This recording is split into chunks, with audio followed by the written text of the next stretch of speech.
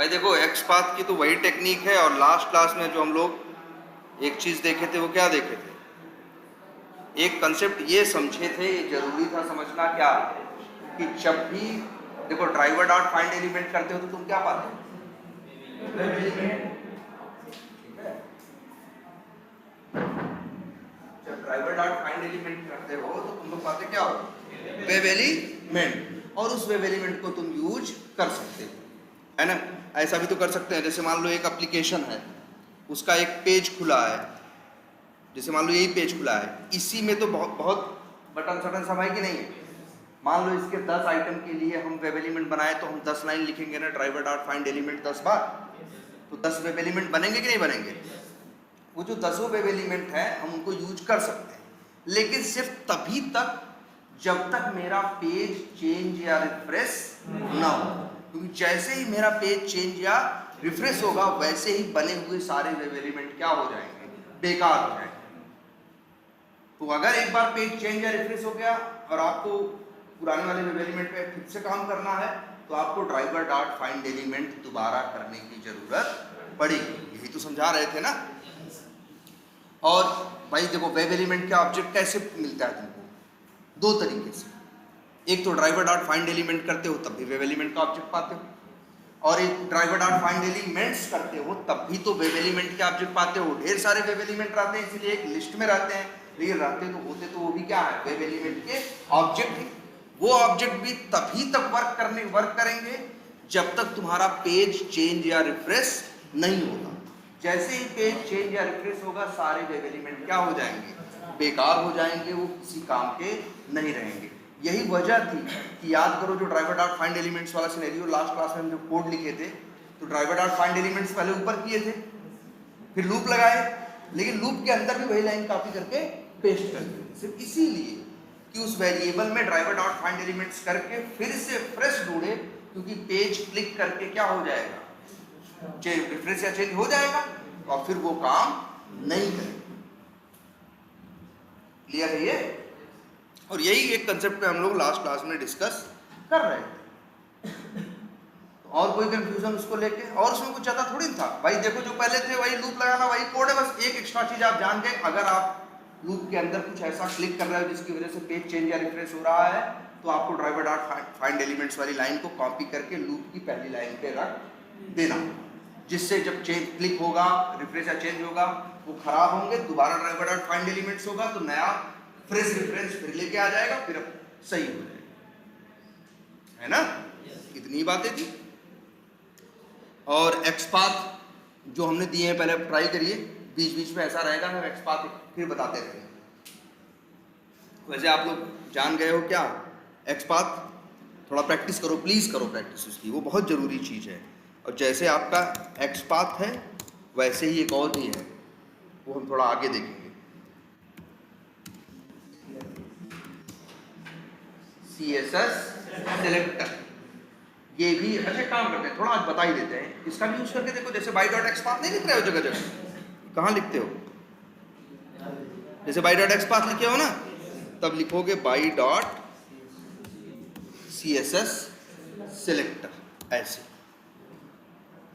ये भी एलिमेंट होता है, यही दो टेक्निक यूज होती है, और ये भी मान ये एक्सपाथ से ज्यादा अच्छा माना जाता है, ये एक्सपाथ से ज्यादा अच्छा माना जाता है। इसका नाम क्या है, CSS सिलेक्टर, याद रहेगा। एक्सपाथ से अच्छा क्यों माना जाता है, अभी तुमको दिख जाएगा क्यों अच्छा माना जाता है, पहली चीज। और दूसरी एक इसकी सबसे अच्छी क्वालिटी होती है CSS सिलेक्टर की, कि ये लगभग हर ब्राउजर पे उसी स्पीड से चलता है। मतलब हर ब्राउजर पे अगर बाई डॉट CSS सिलेक्टर करके किसी एलिमेंट को ढूंढ रहे हो तो फट से ढूंढ के ले आएगा, और जो एक्सपाथ है वो भी फट से ढूंढ के ले आता है।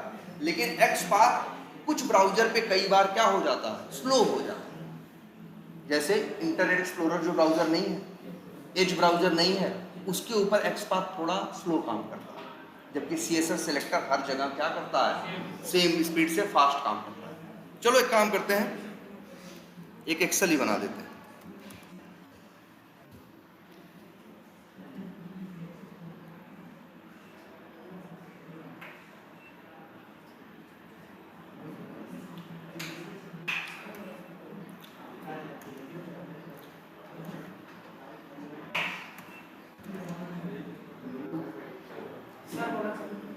ठीक है।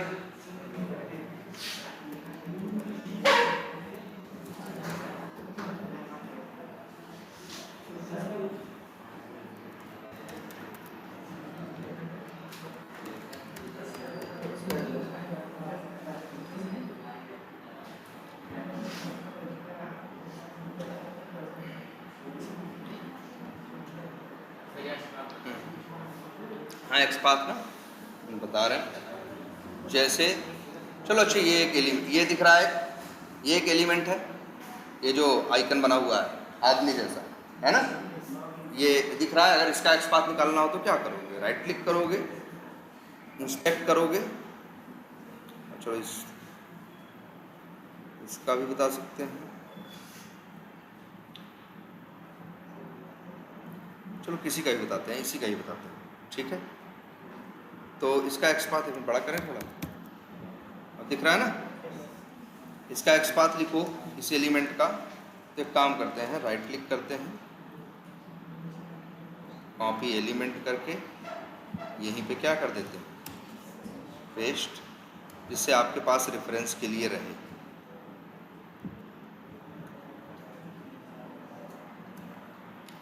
ये है आपका, तो एक लिख देते हैं, ये हो गया आपका एलिमेंट। साइड में लिख देते हैं इसका क्या,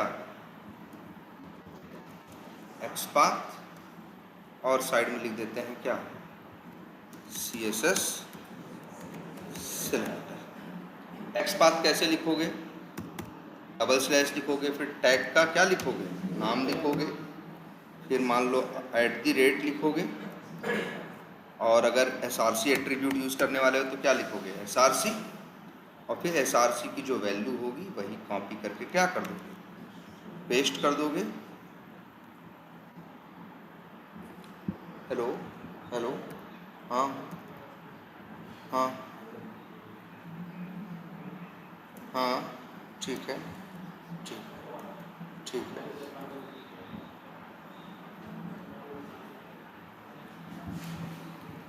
वीडियो बना के दे दो अभी इन क्लास में। हाँ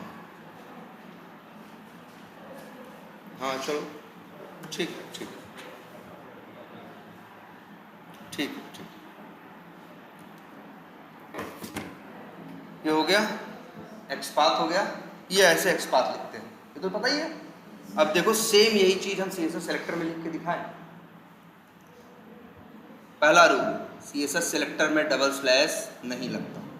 इसका सिंटैक्स है सीधे लिखो क्या, हाँ मतलब इसी को कॉपी करके पेस्ट कर देते हैं। देख लो कैसा बनेगा CSS सेलेक्टर। डबल स्लैश क्या हो जाएगा, गायब हो जाएगा, टैग रहेगा, एट्रीब्यूट रहेगा, वैल्यू रहेगा, लेकिन @ भी गायब हो जाएगा। ये है CSS सेलेक्टर। तो अगर by.CSS सेलेक्टर लिखते हैं तो ऐसे लिखो, by.xpath लिखोगे तो ऐसे लिखो। तो कोई बहुत अंतर है, लेकिन पहले से नौटंकी कम है कि नहीं। उसमें 2 डबल स्लैश लगाओ, ये फिर याद रखो @ लगाओ, यहाँ ये लगाने की जरूरत नहीं। बढ़िया है ना। अच्छा ये बताओ,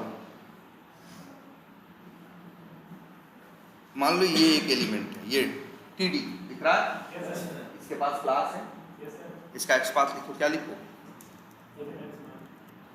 टैग TD है और क्लास ये है। तो अगर चीज और करते हैं,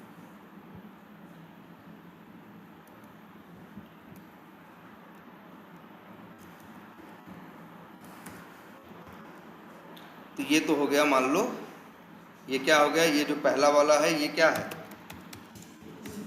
बेसिक सिंटैक्स। इसको टेक्निक नहीं लिख देते हैं क्या, सिंटैक्स।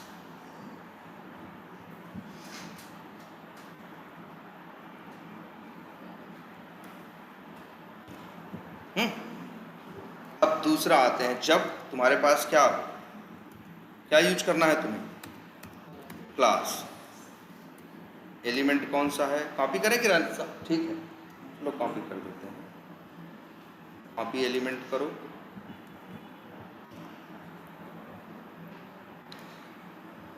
मान लो ये एक TD है ना, TD पे शुरू हुआ और TD पे क्या हुआ, खत्म हुआ। और ये है, तो इसका अगर XPath लिखोगे तो क्या लिखोगे, मान लो हम क्लास का यूज करें तो क्या लिखेंगे, /TD और बड़ा कर दें, क्या दिख रहा है ना, ठीक।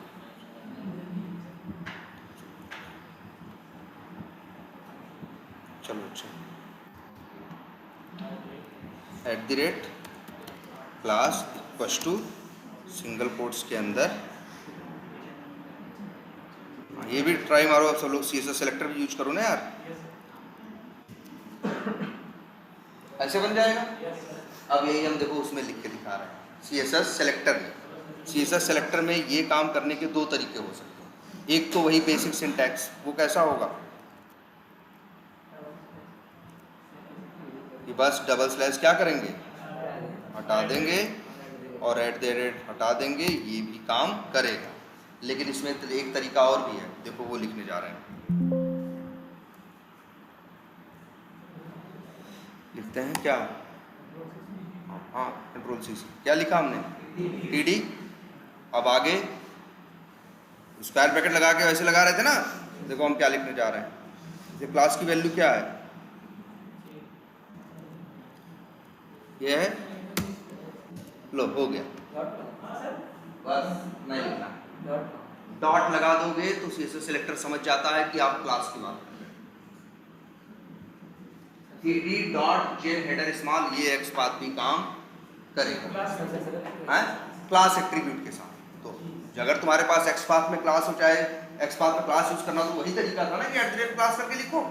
यहाँ एक पुराना वाला बेसिक सिंटैक्स तो है ही कि ये चाहो तो यूज कर लो। एक टेक्निक लोग और देते हैं छोटे में, और सीधे टैग नेम लिखो, डॉट लगाओ और क्लास की क्या लिख दो, वैल्यू। और इसी में एक चीज और मेंशन कर देते हैं, क्या,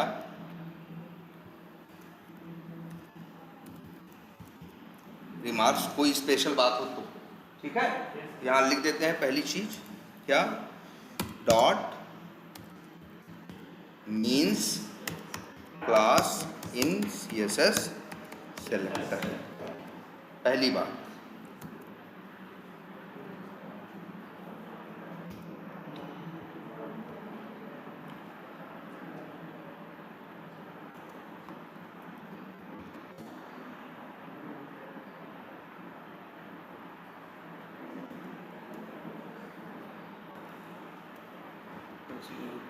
चलो दिख रहा है ना।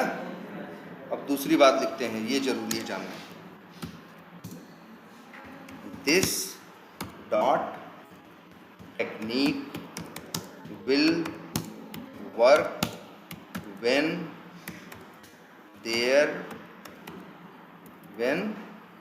there are no spaces in class attribute value. बात समझ में आई कि यार ये टेक्निक सिर्फ तभी काम करती है जो डॉट लगा के फट से कर देते हो, जब क्लास एट्रीब्यूट की वैल्यू में स्पेस नहीं होता। अगर क्लास एट्रीब्यूट की वैल्यू में स्पेस होगा तब फिर यार ये चीज ठीक है। तो एक चीज और लिख देते हैं, if there is space then use basic syntax of CSS selector. मतलब तो वो तो तरीका तुम्हें पता ही है लंबा वाला, एट्रीब्यूट बिना @ लगाए कर लेना, वैसे यूज करो। क्लियर है ये? हाँ चलो बोलो, ये समझ में आया तो अच्छा है कि नहीं? इसीलिए अच्छा है, इसका सिंटैक्स XPath से क्या होता है, छोटा होता है, क्लियर होता है और साफ सुथरा होता है। देखो उसमें / ये वो सब किए, और यहाँ क्या लिखे हो, सीधे डॉट लगा के काम कर दिया और काम हो गया। आई बात समझ में? लेकिन याद यही रखना है कि जब स्पेस हो तब यूज मत करना। अच्छा एक चीज और देखते हैं यहाँ जरा,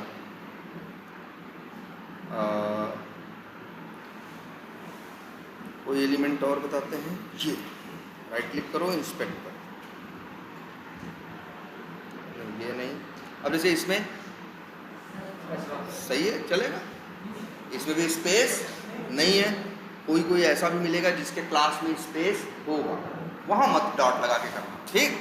और अभी हम आगे बताएंगे कि क्यों नहीं करना, ठीक। ये बात समझ में आई। अच्छा, एक और देखो जरा,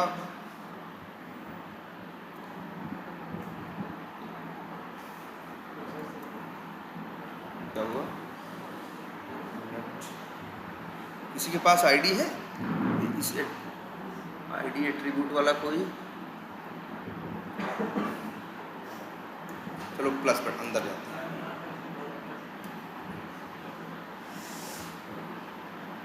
हाँ है,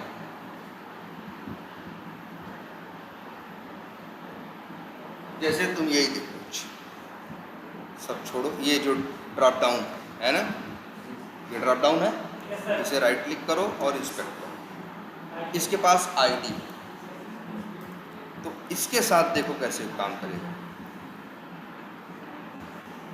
आईडी के साथ एक्सपाथ क्या लिखोगे, वही तरीका है, डबल स्लैश, टैग नेम मान लो क्या है तुम्हारा, इनपुट है, तो फिर @id इक्वल्स टू ऐसे काम कर रहा है। ये काम करता है कौन, ऐसे काम करता है एक्सपाथ में, तो जानते हो। अब CSS सेलेक्टर देखो, एक तो बेसिक सिंटैक्स है कि उसको यूज करो, एक शॉर्टकट भी है। शॉर्टकट देखो कैसा है, सॉरी टीडी नहीं, क्या है, इनपुट, ये काम है। हैश का मतलब होता है क्या, आईडी, इनके प्री डिफाइंड है। डॉट, जहाँ क्लास यूज करनी है डॉट लगा दो, और जहाँ आईडी यूज करनी है वहाँ हैश लगा दो। और बेसिक सिंटैक्स तो है ही। अब तुम पूछोगे सर स्पेस हुआ तो आईडी एट्रीब्यूट की वैल्यू में स्पेस नहीं, क्लास में स्पेस होता है, आईडी में स्पेस नहीं होता, तो वहाँ ये रिस्क नहीं है। यहाँ ये लिख भी दो, क्या रिमार्क्स में, क्या हैश मीन्स आईडी, क्लियर। कोई कंफ्यूजन इसमें, समझ में आ रहा है ना। चेक काम और करते हैं, चाहे तो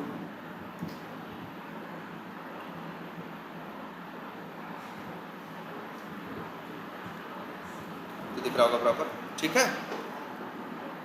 तो ये आईडी समझ में आ गया। और क्या बचा फिर, और जो मेन मैंने पहले देखते हैं, और पेरेंट, हाँ नेम के लिए कोई तरीके, नेम के लिए कोई शॉर्टकट नहीं, बस क्लास और आईडी के लिए शॉर्टकट है, बाकी तो जो बेसिक सिंटैक्स है उसको फॉलो करो। अच्छा, तुम लोग आइडेंटिफाई करते थे किसी एलिमेंट को पेरेंट चाइल्ड रिलेशन से भी ना, हाँ, तो जरा एक आध करते हैं। मान लो यही है, यही सेलेक्ट है। अब सपोज करो इसके पास, अगर मान लो, इसको दो तीन तरीके से लिखते हैं, ये है, मान लो इसके पास एट्रीब्यूट ना होते, तब क्या करते, तब तो वही सिखाया गया है ना कि पेरेंट का यूज करके इसको आइडेंटिफाई करो। तब देखते क्या इसके पेरेंट के पास है, जैसे हमको दिख गया हाँ जी इसके पेरेंट के पास है, तो देखो कैसे बनाएंगे, पेरेंट से चाइल्ड पे कैसे पहुंचते हैं। वहाँ तो किससे पहुंचते थे, स्लैश से, स्लैश का मतलब था पेरेंट चाइल्ड रिलेशन। देखो यहाँ क्या है, यहाँ लिखते भी हैं, सबसे पहले लिखो क्या, डिव, इसके बाद लिखो स्क्वायर ब्रैकेट, फिर लिखो आईडी इक्वल्स टू, और आईडी की वैल्यू, आ गया कि नहीं आ गया। लेकिन हमको तो पहचानना किसको है, सेलेक्ट को ना, वहाँ तो स्लैश था ना, यहाँ देखो क्या है, ये ग्रेटर देन का साइन, और लिख दो फिर क्या, आइडेंटिफाई कर गया कि नहीं कर गया। जो काम वहाँ स्लैश किया करता था वही काम यहाँ पे ये ग्रेटर देन का जो वो है साइन है वो करता है। तो यहाँ लिख देते हैं क्या, पेरेंट चाइल्ड क्या रिलेशन। तो पेरेंट चाइल्ड रिलेशन में इसका क्या है भाई, देखो दोनों लिख देते हैं। एक्सपाथ कैसा होगा, अगर ये एक्सपाथ लिखते तो कैसे लिखते, डबल स्लैश लगाते, @ लगाते और ऐसे लिखते, काम करता ना, और ये वाला देख रहे हो ऐसे काम करता। तो यहाँ भी लिख देते हैं क्या, greater than means parent hyphen child. ठीक, तो आसान है कि नहीं है? मतलब इसका सिंटैक्स जो होता है, अच्छा इसी को एक तरीके से और भी लिखते हैं ना, हाँ इसको एक तरीके से और लिखते हैं। डिव की आईडी क्या है, जो भी है आईडी है ना, देखो इसको एक तरीके से और लिख रहे हैं, लो ए डॉट नहीं एस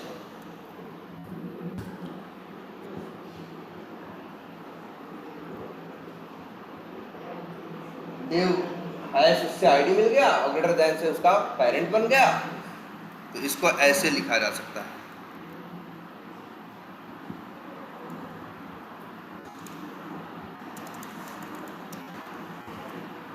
या ठीक है, दो सिंटैक्स हो गया आपके पास ना, ऐसे कर सकते हैं आप।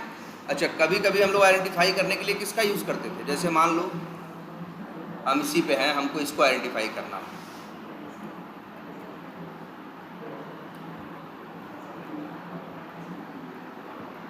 मान लो इसको आइडेंटिफाई करना है, इसे ये जो इमेज जैसा दिख रहा है, इसको आइडेंटिफाई करना हो तो क्या तरीका था, राइट क्लिक करो और इंस्पेक्ट करो और इसकी इंफॉर्मेशन दो। जैसे इसके पास एल्ट है, एल्ट की वैल्यू क्या है, एडिट है, लेकिन पूरे पेज में जगह जगह ये वाला आइकन दिख रहा है कि नहीं दिख रहा है, ध्यान से देखो पूरे पेज में दिख रहा है ना।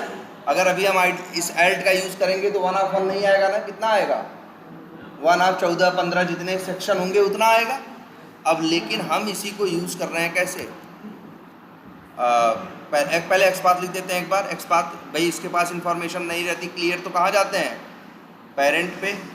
जैसे हमको एक पेरेंट ये मिल गया, या मान लो यही मिल गया, डिव जिसकी आईडी क्या है स्टफ अंडरस्कोर 14, और एकदम देखा करो डिव कहाँ तक हाईलाइट कर रहा है, वो पूरे सेक्शन को कर रहा है कि नहीं, और उसी सेक्शन के अंदर तुम्हारा वो एलिमेंट है, तो फिर क्या लिखोगे, XPath /div @id equals to उसकी क्या वैल्यू थी, स्टफ अंडरस्कोर 14 था।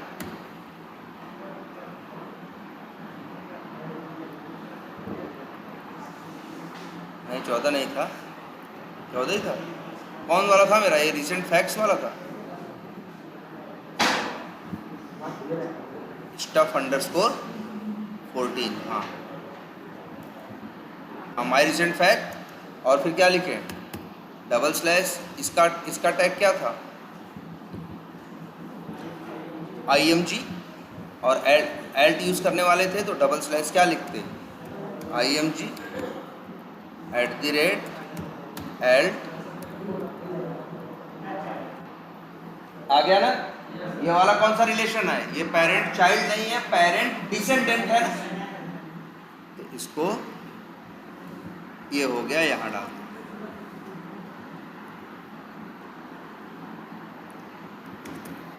पेरेंट हाइफन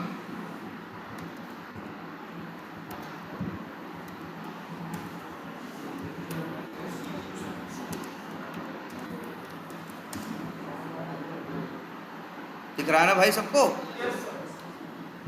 और एक्सपाथ बनाए तो ऐसा बनाना, ठीक।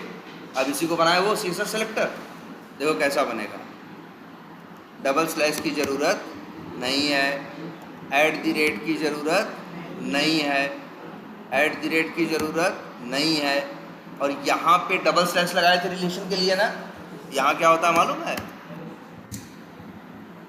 स्पेस। क्या होता है, स्पेस का मतलब होता है पेरेंट डिसेंडेंट रिलेशन। तो ये बन गया क्या,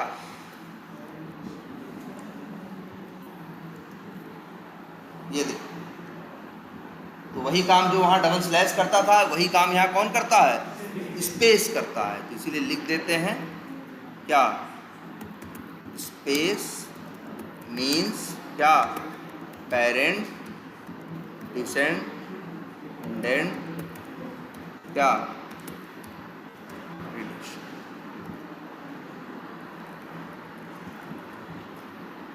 है ना, बढ़िया। और इसको और भी कोई तरीका हो सकता था।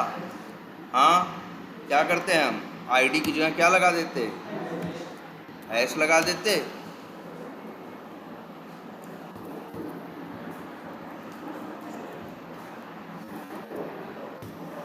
ये भी काम कर रहा है कि नहीं? तो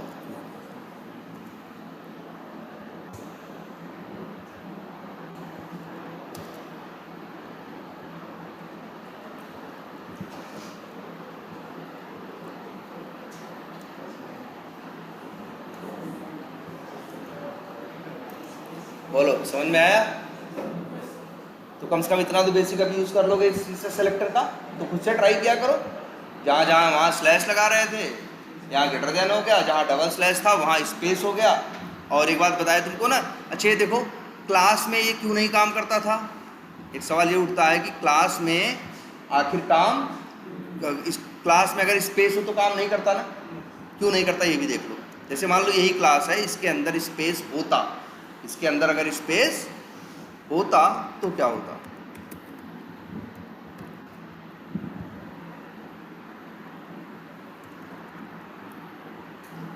अगर इसके अंदर मान लो ऐसे स्पेस होता तब फिर क्या करते तुम?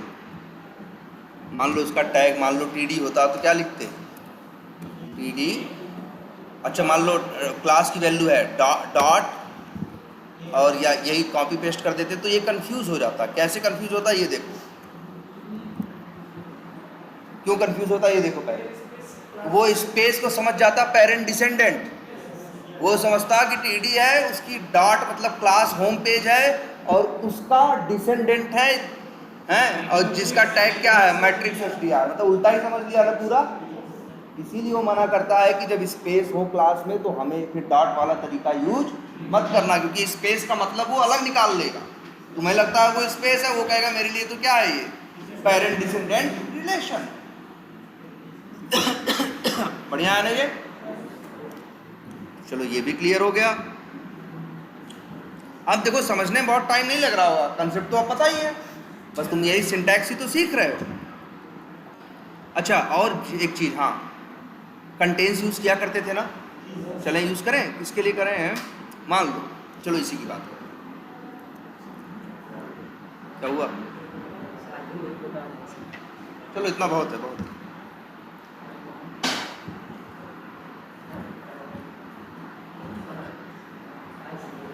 ये देखो अच्छा सब लोग, भाई सब लोग ये देखो,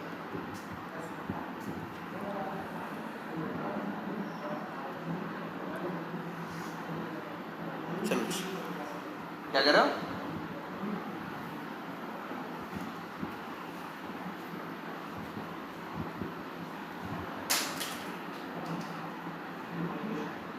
ये क्या हो गया? ये प्लस बटन है ना, इसका राइट क्लिक करो और इंस्पेक्ट करो, क्या आएगा? इसका भाई हेड टैग है। मान लो ये जो एल्ट की वैल्यू है ये बार बार क्या हो रही है, चेंज हो रही है। मान लो लीड और एक सिंगल डॉट फिक्स है, बाकी पहले के वर्ड भी बदल रहे हैं और कहाँ के आखिरी के वर्ड भी क्या हो रहे हैं, बदल रहे हैं, लेकिन लीड और डॉट क्या है, फिक्स है। तब इसके लिए तुमको सिखाया था कि क्या लिखना, ऐसे लगाना। इसके लिए तुम्हें यूज करना क्या सिखाया था हमने, कंटेन्स को। कैसे कहा था डबल स्लैश टैग लिखना, फिर और इसके बाद लिखना क्या, कंटेन्स, लगाना एक ब्रैकेट, ब्रैकेट में लिखना @ कौन सा एट्रीब्यूट था, एल्ट, और फिर कॉमा सिंगल कोट्स के अंदर जैसे जितना फिक्स था लीड डॉट। ये भी काम करता था कि नहीं करता था? चलाएं देखें कर रहा है कि नहीं कर रहा है? याद है ना यार, काम कर रहा है कि नहीं कर रहा है? पूरी इंफॉर्मेशन नहीं दिए तब। चलो बढ़िया है ये। अब इसी सेम चीज को हम करने जा रहे हैं, कैसे? हेलो, हाँ अभी नहीं बताओ, ठीक है।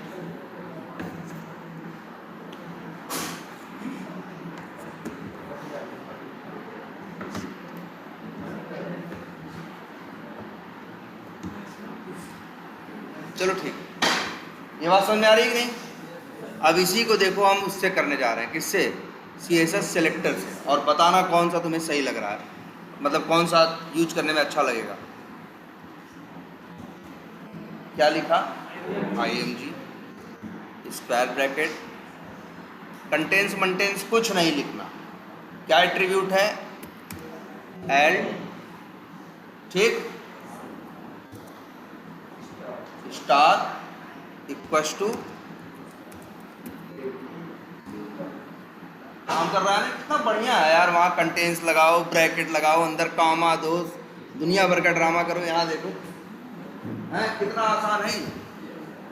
इसीलिए पूछते हैं CSS सेलेक्टर को, क्योंकि ये इजी है, क्लियर दिखता है, साफ साफ दिखता है, गलती होने के चांस क्या होते हैं? कम होते हैं। देखो कंटेंस, वहाँ कंटेंस मंटेंस क्या क्या लिख रहे थे, यही देखो, इसका एक्सपाथ दोनों को साथ में लिख के देखो, कितना इजी। और यहाँ लिख देते हैं क्या? स्टार मीन्स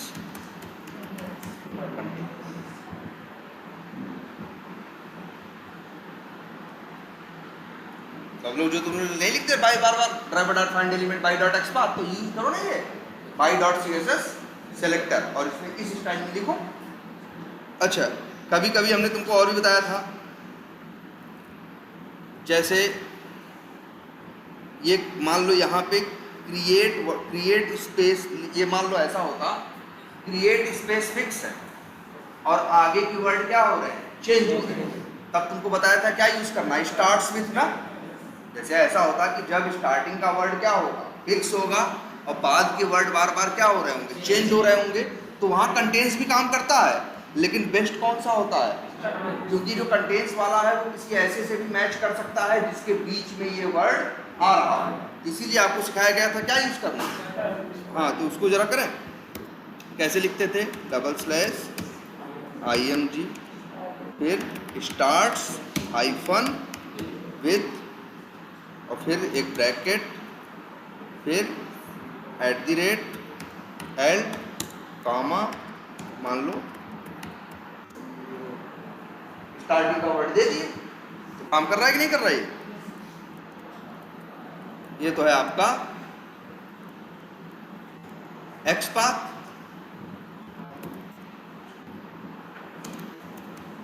ना, लेकिन यही काम देखो हम उसमें लिखने जा रहे हैं, किसमें?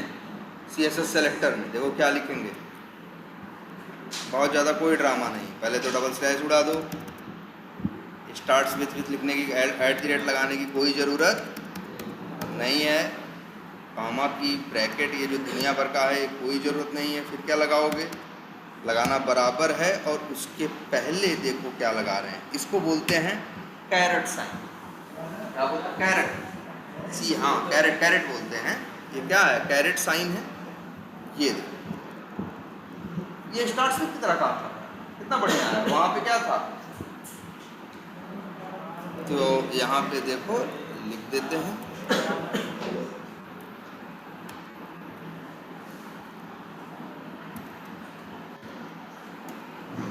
बढ़िया है ना। और इसको भी लिख दो, क्या क्या लिख देते हैं?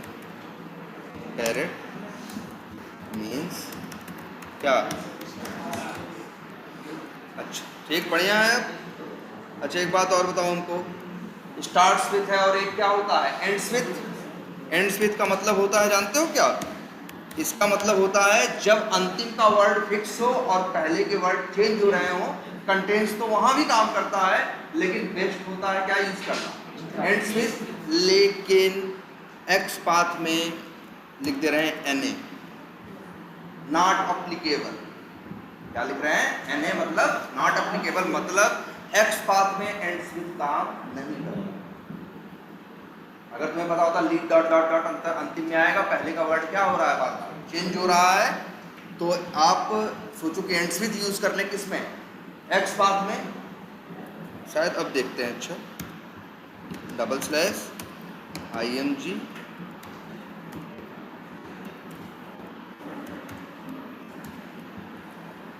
क्या है?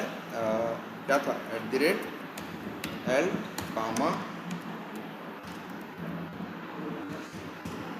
काम किया, क्योंकि एंड स्विच काम ही नहीं करता सिलेंडिंग के साथ जब यूज करते हो तो एक्स पाथ में एंड स्विच आप यूज नहीं कर सकते, इसीलिए हमने वहाँ क्या लिख दिया, नॉट अलाउड, लेकिन ये एंड स्विच CSS सेलेक्टर में काम करता है।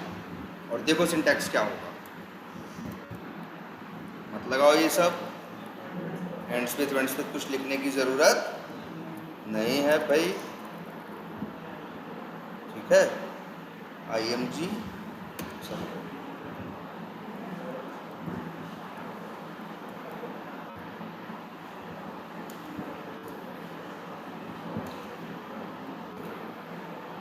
बराबर लिख दिए, अभी नहीं आ रहा सही ना, फिर देखो क्या लगाया,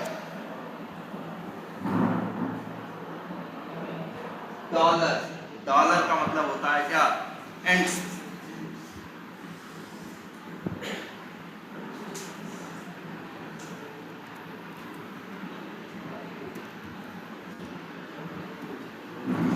कितना परफेक्ट है।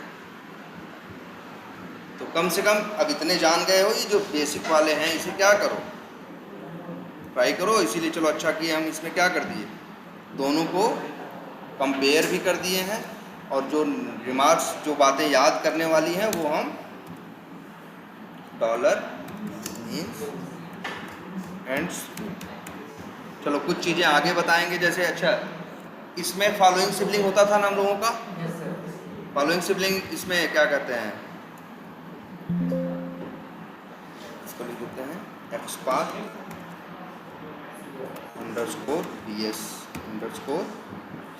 _BS का मतलब वर्सेस, मतलब ठीक है, बढ़िया है ये। अच्छा लेकिन उसमें तुम यूज करते थे ना sibling, following sibling, preceding sibling, याद है, इसके पास फॉलोइंग सिबलिंग होता है, सिर्फ प्रीसीडिंग सिबलिंग नहीं, ये इसकी कमी है CSS सेलेक्टर। और CSS सेलेक्टर में क्या यूज करते थे, XPath में एंसेस्टर यूज करते थे ना, नीचे से ऊपर भी तो चले जाते थे, CSS सेलेक्टर में नीचे से ऊपर जाने का रास्ता नहीं है। फॉलोइंग सिबलिंग होगा और उसके लिए साइन क्या है मालूम है,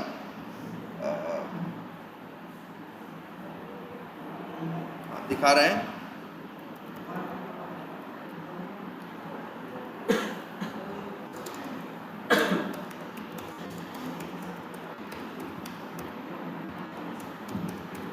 सर वो ये नहीं यार, क्या होता है, प्लस प्लस प्लस,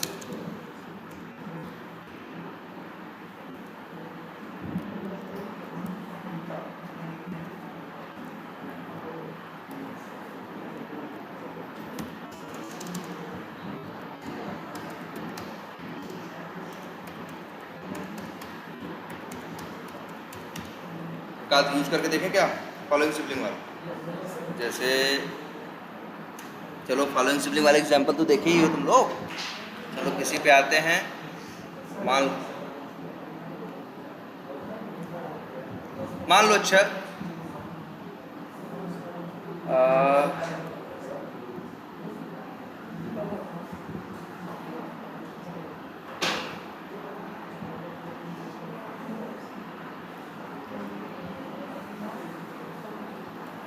दिखाएं आपको,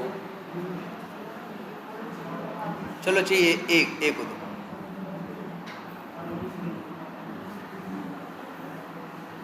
दिख रहा है कि नहीं सबको, ये देखो, अगर A का XPath लिखना है तो लिख लोगे, B का लिखना है, अगर मान लो B का XPath नहीं निकल पा रहा है और तुम A का निकाल ले रहे हो, तो A देखो, जो A और ये कहाँ है, ये जो B है, दोनों क्या है, सिबलिंग ही तो है भाई, दोनों कहाँ पे हैं, बड़ा ज़्यादा रिलेशन नहीं, कम सा, अब देखो ये देखो दिख रहा है, जैसे ये देखो, जैसे इसका XPath है और आगे वाले को निकालना है तो क्या करते थे, इसका XPath लिख के फॉलोइंग सिबलिंग लिख देते थे ना, आ जाता था, ठीक है।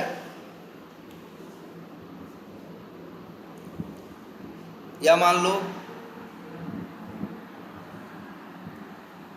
हम इसकी बात कर रहे हैं, इसकी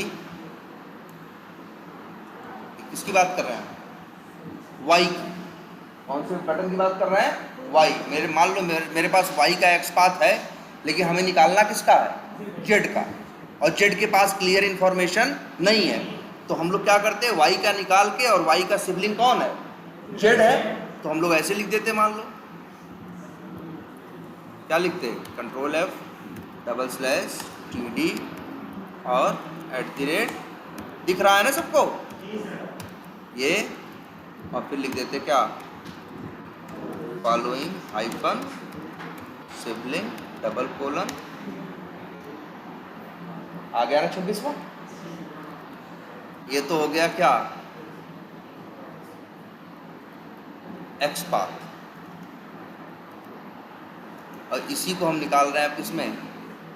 CSS सेलेक्टर में। 2-3 तरीके से लिखते हैं। एक तो ऐसे लिख दें, ऐसे लिखें, और ये सब कुछ नौटंकी नहीं लिखनी, बस सीधे क्या लिख देना है? काम कर रहा है ना? प्लस का मतलब क्या है? Following sibling. यहाँ से TD जिसकी ID क्या है? α_25, उसका फॉलोइंग सिबलिंग जिसका टैग क्या हो? TD हो, तो ये Z है। देखो ये एक्स पाथ किसका है? देखो ध्यान से, ये एक्स पाथ किसका है? Y का। हमें निकालना किसका है? Z का, जो उसका फॉलोइंग सिबलिंग है। तो हमें बस क्या लिखना है? प्लस फॉलोइंग सिबलिंग, और उसका टेक्स्ट वो क्या है? TD।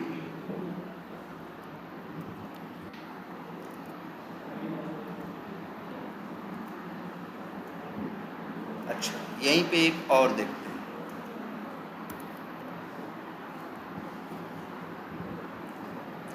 ये भी किसकी बात कर रहा है? Following sibling. प्लस का भी यूज कर सकते हो, और ये जो साइन है, नाम तो मैंने इसका समझ में आ रहा है, क्या बोले हैं?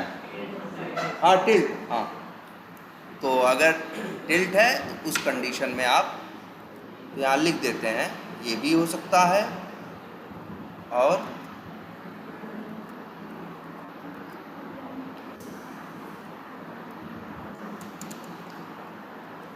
ऐसे भी लिख सकते हैं। प्लस मीन्स भी क्या होता है? फॉलोइंग सिबलिंग, और कौन सा साइन बताए थे? और कौन सा है ये टिल्ट वाला जो है?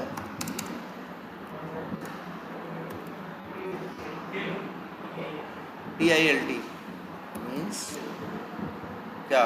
वही फॉलोइंग सिबलिंग। अब बात आई किसकी? अब बात आएगी अगली, ये क्या हो गया? Following hyphen sibling. इसके बाद क्या होता है? प्रेसीडिंग हाइफन सिबलिंग। तो ये एक्स पाथ में तो क्या है?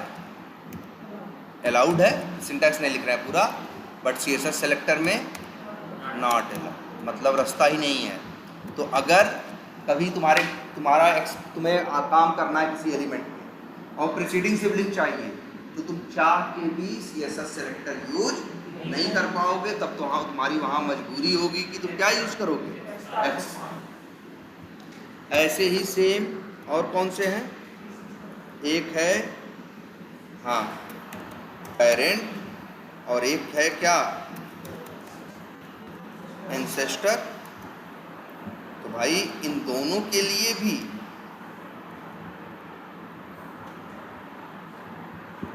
पेरेंट हो चाहे एंसेस्टर अलाउड है, और ये तो समझ में आ गया। इसमें भी कुछ कमियां हैं, ऐसा नहीं यही परफेक्ट है कि हम एक्स पाथ भूल ही जाएं। एक्स पाथ भी याद रखना है। बहुत जगह ऐसा होगा CSS सेलेक्टर क्या हो जाएगा? फेल हो जाएगा। और एक चीज़ और है, वो हम बाद में लिख देंगे कभी। इंडेक्सिंग करते हो ना, इसका इंडेक्सिंग का तरीका भी उससे क्या है? अलग। इसमें कुछ इस तरह से लिखते हैं, nth ब्रैकेट में डाल के लिखते हैं, चलो बाद में लिखा देंगे कभी, लेकिन वो भी चलता है इसमें। ठीक है? हाँ हाँ,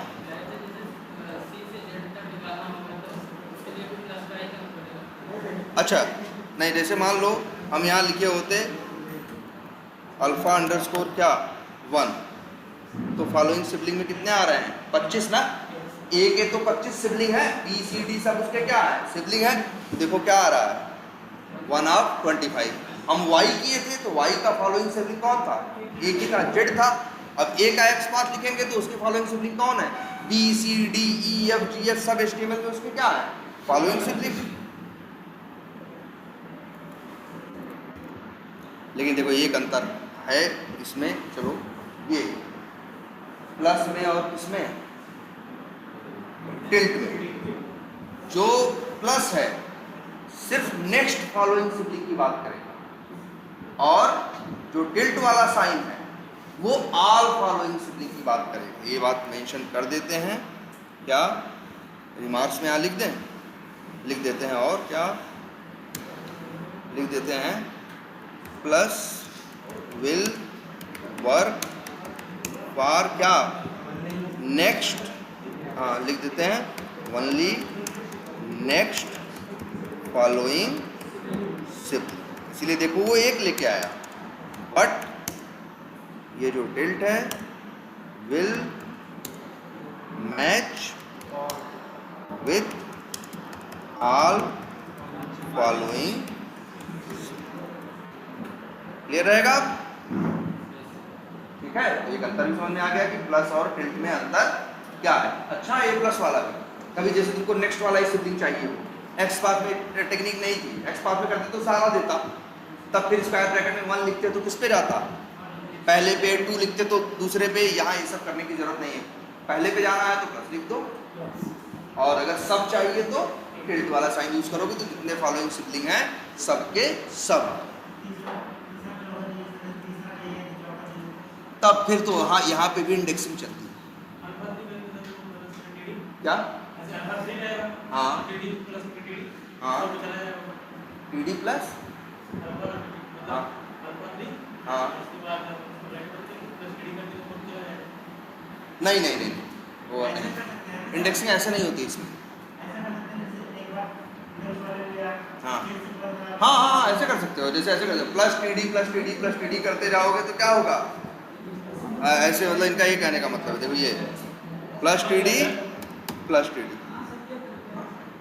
हाँ अगर चौथे पे जाना है तो प्लस टी डी, ऐसे कर दो ऐसे कर दो, ये तो कर ही सकते हो। हाँ इंडेक्सिंग यार इसका देख रहे हो, सच्चाई ये है कि इसका इंडेक्सिंग का सिंटैक्स मेरे दिमाग में नहीं रहता, यूज ही नहीं करते, क्योंकि ये थोड़ा सा अजीब सा लिखते हैं ये लोग।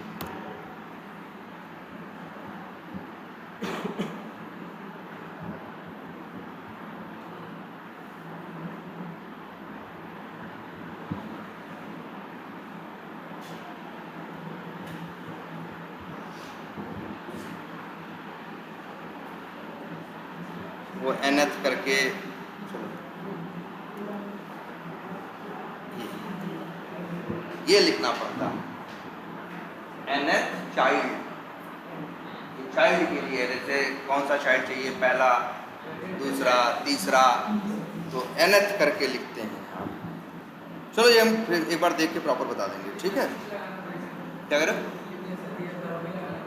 ना ना ना ना चलो हम बताएंगे, चलो। तो ये क्लियर हुआ इतना, कम से कम अभी इतना है कि अब आप लोग प्रैक्टिस में ले आओ, इसको यूज तो करो, जो कोड लिखोगे अब से ये भी यूज करो, जैसे drive dot find elements use कर रहे थे इसको भी यूज करो, जैसे बस बाई डॉट एक्स पाथ लिखते थे अब क्या लिखो, by dot C S S selector, दोनों को प्रैक्टिस में ले आओ। अक्सर इंटरव्यू में ये सवाल पूछते हैं, एक्स पाथ और सी एस एस सेलेक्टर में क्या डिफरेंस है, एक ये पूछते हैं और दूसरा पूछते हैं कौन सा बेटर है और तुम क्या यूज करते हो। तो हम लोग हमेशा ये कहते हैं कि CSS सेलेक्टर हम लोग कोशिश करते हैं यूज़ करने की, वो बेटर है क्योंकि इसका सिंटैक्स क्या है, शॉर्ट है, क्लियर है और वो हर ब्राउज़र पे सेम स्पीड से चलता है, जबकि XPath इंटरनेट एक्सप्लोरर और एज पे जाने के बाद क्या हो जाता है, थोड़ा स्लो हो जाता है, ठीक है। तो चलो ये तो हो गया क्या तुम्हारा, इसको एक अलग वीडियो में डाल देते हैं।